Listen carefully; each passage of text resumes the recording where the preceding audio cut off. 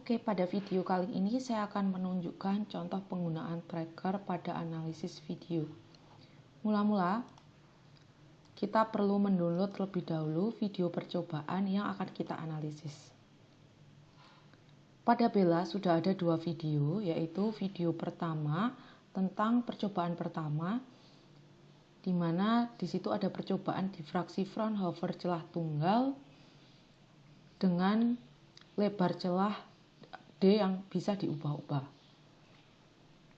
Kemudian pada percobaan kedua itu ditampilkan percobaan difraksi Fraunhofer celah tunggal dengan jarak antara celah ke layar diubah-ubah.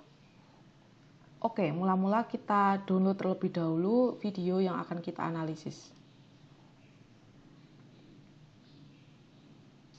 Nah, sudah selesai kita download. Kita buka foldernya ini ya. Nah, sekarang kita akan membawa video ini ke software tracker. Caranya mudah, cukup drag saja videonya, kemudian masukkan, arahkan ke halaman video tracker, lalu lepas mouse. Maka sekarang video tracker sedang memasukkan video yang sudah kita download tadi. Oke. Nah, pada video ini saya yakin kalian juga sudah memutar videonya.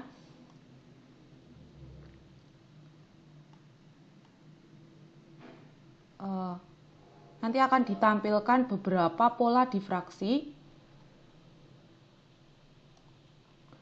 pada layar. Nah, misalnya sekarang kita akan menganalisis salah satu pola difraksi. Sekali lagi pada percobaan ini, lebar celah itu divariasi. Nah, kita akan ambil beberapa variasi saja. Lebar celahnya berapa tidak diketahui, tapi kita bisa hitung nanti dalam analisis data. Misalnya saya akan menganalisis pola difraksi ini. Ya, ini pada video tracker itu ada yang disebut dengan nomor frame atau frame number. Nah, ini di sini itu frame numbernya. Jadi frame number ini menyatakan bagian mana pada video. Seperti menit keberapa, tapi ini dalam satuan frame. Nah, kita bisa pindah ke frame yang lain dengan cara menggeser ini ya. Menggeser slider ini.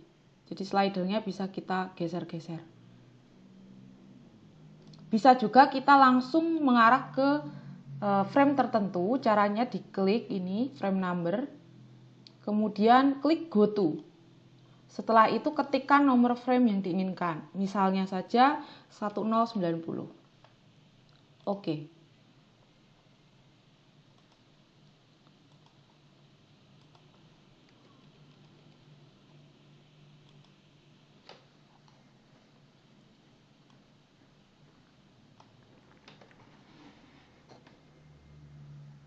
Nah, setelah kita set frame yang diinginkan, sekarang kita siap untuk menganalisis pola difraksi pada frame ini.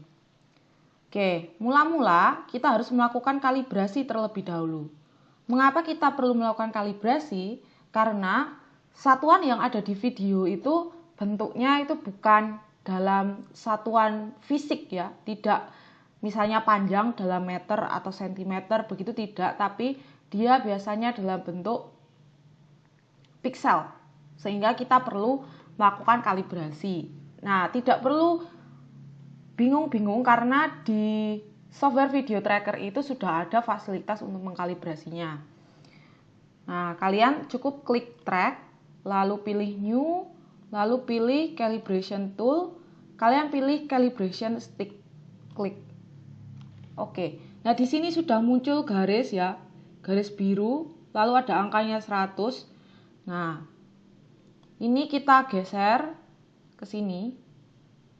Nah, pada video yang saya buat itu sudah saya buat tanda bahwa garis kuning itu panjangnya nyatanya adalah 20 cm. Jadi nanti kita akan memberitahu video tracker bahwa panjang antara ujung kiri video ke ujung kanan video itu 20 cm. Caranya, calibration stick tadi kita arahkan ke ini ya, ke dekat garis kuning yang sudah dibuat. Oke. Kemudian ujung kanannya kita tarik sampai ke ujung dari garis kuning. Nah, kita lepaskan. Setelah itu pada angka ini kita klik, kita ganti dengan 0,2 meter. Ini kan 20 cm. Kalau dalam meter berarti 0,2 meter. Setelah itu enter. Nah, sekarang video ini sudah membaca panjang ini sebagai 0,2 cm. Sehingga nanti kalau kita cuma ingin tahu panjangnya yang merah ini berapa, itu videonya sudah mengkonversi secara langsung. Nah, berikutnya nomor 2 adalah kita tentukan koordinat. Caranya pilih track, axis, kemudian pilih visible.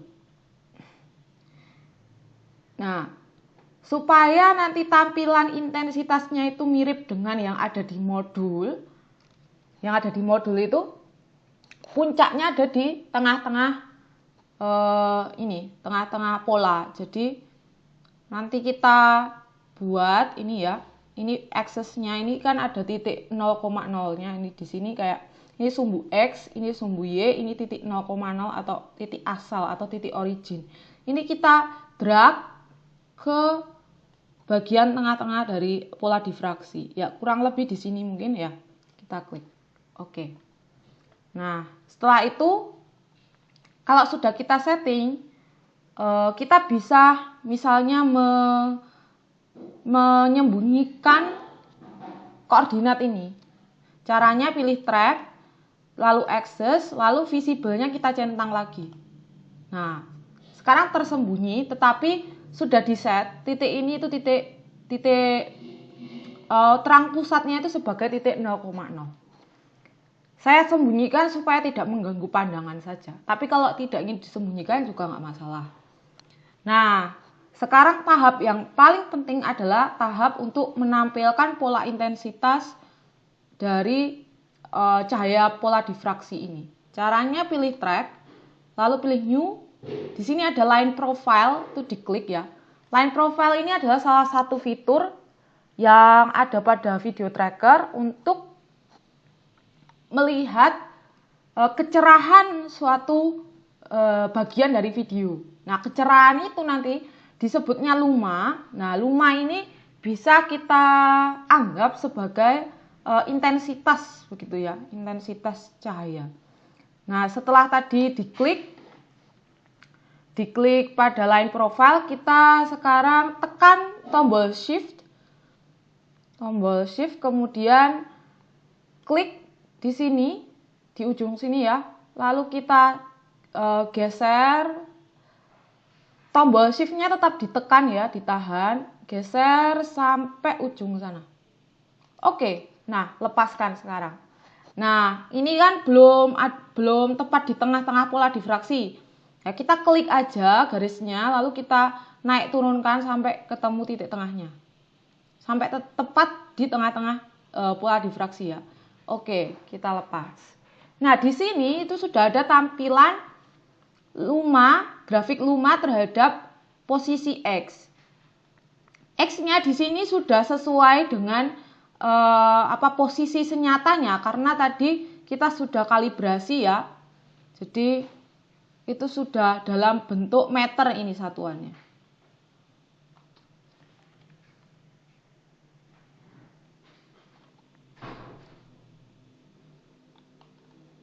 Oke, setelah itu kita bisa menganalisis ini grafiknya lebih lanjut. Caranya klik kanan, kemudian pilih Analyze. Nah, di sini akan muncul tampilan seperti ini, bisa dibesarkan. Nah, kita bisa tahu ya, ini titik puncaknya itu sudah di sekitar titik 0. Kemudian minima itu adalah titik rendah atau intensitasnya di situ hampir 0. Itu ada beberapa titik minima ini. Yang pertama kan ini 1, kemudian 2, lalu ketiga di sini ya. Yang tampak itu ada 1, 2, 3 paling tidak. Nah, ini kalian harus tahu letaknya itu di mana. Caranya bagaimana? Caranya gampang. Diklik saja bagian yang ini, yang minima itu diklik. Lalu nanti ada kotak kuning ya. Kotak kuning di sebelah kiri bawah itu ada tulisannya X sama dengan 0,022. Nah, artinya apa? Artinya titik minima ini itu ada di 0,022 meter. Ya, ini pola minima pertama kan ya. Dari titik pusat itu kan ini pola minima pertama. Nah, pola minima pertama itu tidak hanya ada di sini, tetapi di sebelah kiri juga ada. Ini juga disebut pola minima pertama, tapi ini yang di sebelah kiri. Nah, ini juga bisa kita ketahui letaknya. Ini misalnya ini ketemu X sama dengan minus 0,025. Nah, nanti di panduan percobaan itu salah satu yang harus kalian tentukan adalah jarak pola minima pertama ke pusat. Nah, itu kan pola minima pertama ada 2, yang ada di sebelah kanan dan juga yang ada di sebelah kiri. Lalu nanti bagaimana cara menentukannya? Gampang. Jadi kedua-duanya yang sebelah kanan dan sebelah kiri itu ditentukan, kemudian nanti dicari selisihnya dibagi 2. Itu ketemu X minimal 1 atau jarak minima pertama ke pusat. Kemudian nanti di kolom kedua pada tabel percobaan itu untuk N sama dengan 2 ya, itu maksudnya adalah mencari pola minima yang kedua. Jadi ini dan ini itu adalah pola minima yang pertama kan. Tapi kan setelah itu kan grafiknya naik, lalu turun lagi kan. Nah, pas turun lagi ini adalah pola minima kedua. Ya, yang di sebelah kanan itu kalau saya klik di sekitaran sini ya, itu di X sama dengan 0,041 meter. Lalu yang di sebelah kiri pola minima kedua itu ada di sini kurang lebih. Yaitu di X sama dengan min 0,046. Nah, nanti sama X2 minimal itu juga bisa kita cari. Kemudian untuk N sama dengan 3 itu berarti pola minima ketiga. Ini di pola difraksi ini memang tidak terlalu tampak, tapi kita bisa lah mencarinya.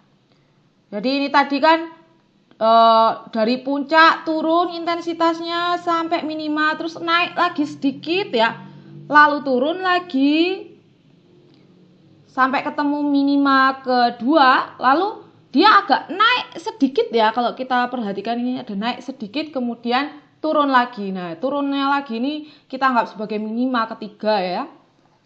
Memang agak kurang jelas tapi masih bisa terukur. Ini di sini X sama dengan 0,061. Itu untuk yang sebelah kanan. Yang sebelah kiri juga harus kita cari sekitaran sini mungkin ya, min 0,071. Lalu nanti keduanya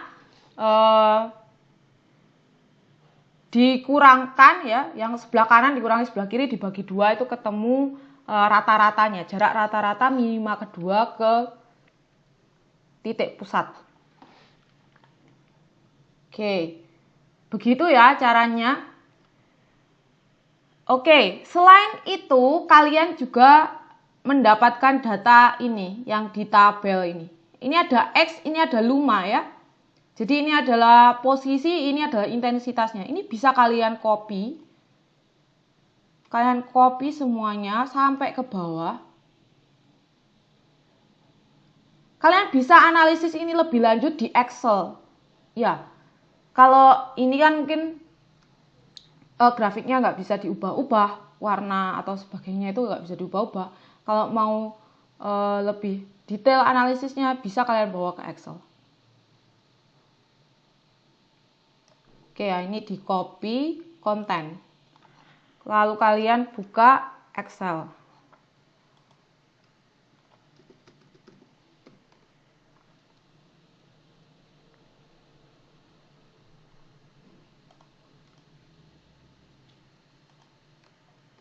Kalian paste di situ, kalian save ya.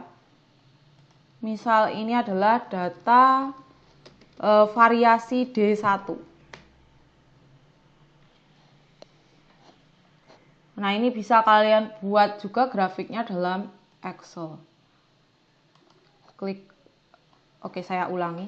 Caranya buat grafik, insert, lalu pilih yang ini, yang scatter ya. Terserah mau pilih yang ini atau ini, sama aja. Klik aja. Lalu klik kanan, select data, add, sumbu X. Ini ada series X value, ini untuk sumbu X ya. Klik kotak yang sebelah ini. Lalu kalian arahkan ke kolomnya X.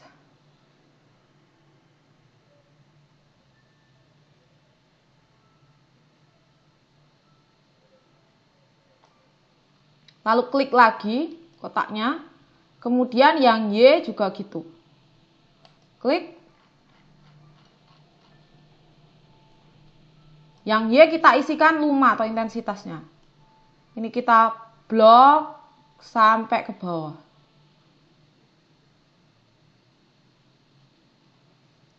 Oke, lalu klik lagi kotaknya, pilih OK. Lalu OK. Nah, jadilah seperti ini. Mirip grafiknya seperti tadi, cuma kalau di Excel ini kita bisa edit-edit ya. Misalnya di sini saya kasih keterangan ini untuk variasi lebar celah D1 misalnya gitu. Kalian percantik lah nanti kalau yang di Excel ini bisa. Lalu nanti sumbu X dan sumbu Y-nya bisa kita kasih keterangan dengan ini. Add chart element. Di situ ada axis styles ya, ada sumbu X, kita isikan. Misalnya posisi X. Lalu tulisi ya dalam meter. Kemudian sumbu Y-nya, berarti di sini ada sumbu Y, bisa kita isikan intensitas. Nah, kayak gini misalnya ya. Lalu nanti bisa juga kalian tambahkan apa misalnya chart title-nya udah sih, udah ini.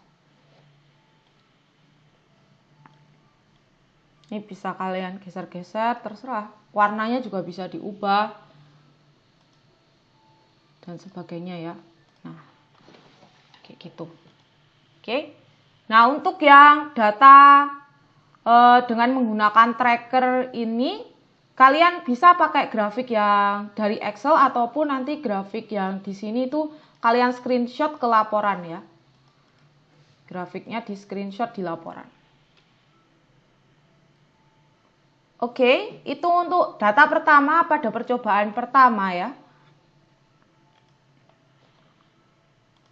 Kita selanjutnya untuk data kedua di percobaan kedua, kalian diminta untuk menganalisis intensitas pada pola difraksi di mana celahnya itu diperlebar. Nah, itu kalau di video kan setelah pola difraksi ini kan ditunjukkan hasil percobaannya kalau celahnya diperlebar. Jadi kalian tinggal ambil saja frame selanjutnya, terserah ya. Nah, ini kan terus berubah begitu dia. Itu kalian pilih aja salah satu, bisa yang di sebelah sini. Ya, sangat rapat, ini celahnya sangat lebar. Kemudian atau bisa juga di sebelah sini. Yang jelas cari yang polanya sedikit berbeda dengan yang tadi. Ya. Lalu lakukan analisis yang sama lagi. Misalnya sudah fix yang ini ya, tinggal ini klik kanan, analyze. Ya. Kalian tentukan lagi letak minima pertama. kemudian letak minima kedua, dan letak minima ketiga. Nah, kalau yang ini sampai minima ketiga itu sangat jelas, bahkan minima keempat dan kelima juga masih jelas. Gitu ya. Lalu jangan lupa datanya itu kalian simpan di Excel. Sebenarnya ini opsional, tapi jaga-jaga aja ya, jaga-jaga kalau nanti datanya hilang, kalian masih punya backup di Excel.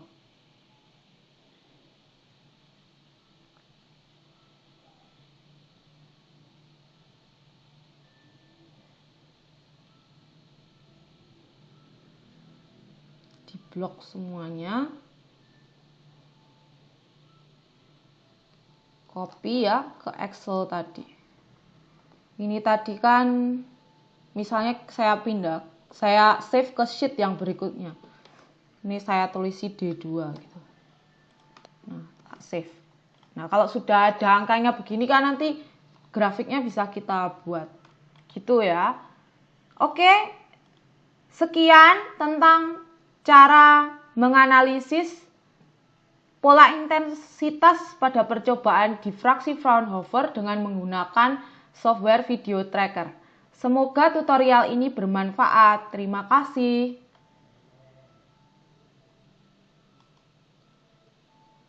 Goblok kan.